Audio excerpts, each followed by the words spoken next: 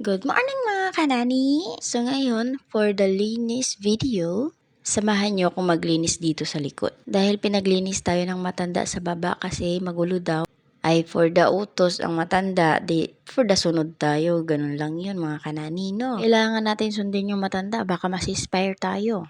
So habang naglilinis ako, wala dyan si ate, nandun sa kabilang kaila mama. Tapos yung alaga ko naman, nandoon sa madam ko. Siya munang pinagbantay ko, sabi ko maglilinis lang ako sa labas. At habang nagbabantay siya, siya namang nagtuturo sa alaga sa anak niyang isa. Madam, kaya mo palang pagsabayin nagtuturo at nag-aalaga sa anak mo? Maarte ka lang talaga, madam.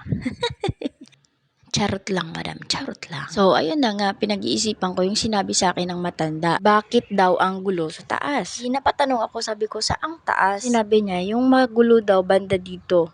Banda dito daw sa may higaan namin. Sagot ko sa kanya, baka gamit namin ni ate yung drawer namin. Kasi yun lang naman yung gamit namin doon ni ate. Yung drawer na nakaligid sa namin, higaan namin. Tapos tinanong ko siya, saan ba banda? Sabi ko, kasi yung gamit namin, yun lang naman. Tapos sabi ko sa kanya, labas o sa loob? Sabi niya sa akin, sa labas. Sabi niya sa labas, sabi niya, bakit daw ang gulo? Para sa akin, hindi naman siya magulo kasi yung mga laruan naman ng mga bata, nakahilera lang. Dito lang banda sa may hagdanan, dyan lang naman siya, nakahilera lang naman. Hindi naman siya pakalat-kalat. Ang nakagulo sa kanya at ang parang siya tingnan kasi umulan nung araw na yun, umambon. Tapos yung parang yung yung alikabok ba yun o buhangin? Yung parang buhangin siya. Ganyan, yung parang siya, nagtipon-tipon, parang isang daanan, parang ganun. Parang dinaanan ng tubig, ganun siya. Ginawa ko na lang para hindi mabang usapan. Sabi ko, o sige, lilinisin ko yung taas. Ito na, naglilinis na ako, no? Ito na, hanggang doon lininis ko. Ay, Diyos mio, Marimar, oy.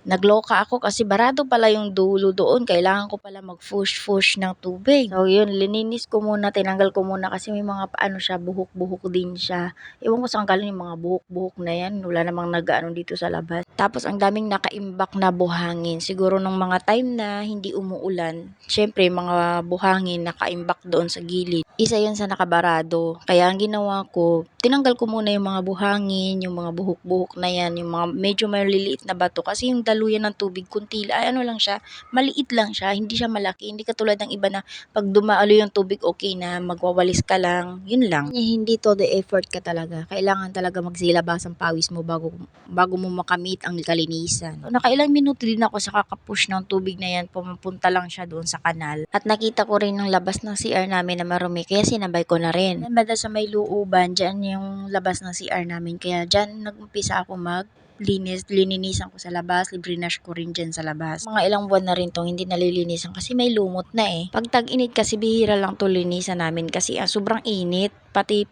kahit gabi, mainit siya. Lalo na yung hangin, ang init. Parang masusunog yung balat namin. Kaya bihira lang to malinisan. Siguro mga winter ganito kasi hindi naman siya ganun kainit.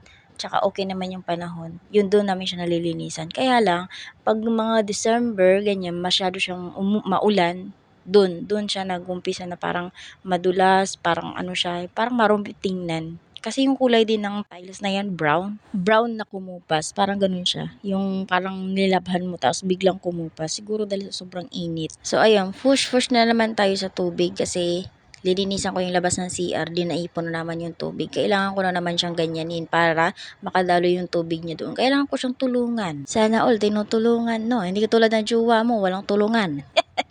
Charot lang. Pag hindi mo ginanyan yung tubig, hindi yan dadaloy. At saka may iwan yung mga buhangin dyan. Wala din kwenta yung linis mo. So, kailangan mo siyang tulungan. Yun lang yun. Dapat magtutulungan, no?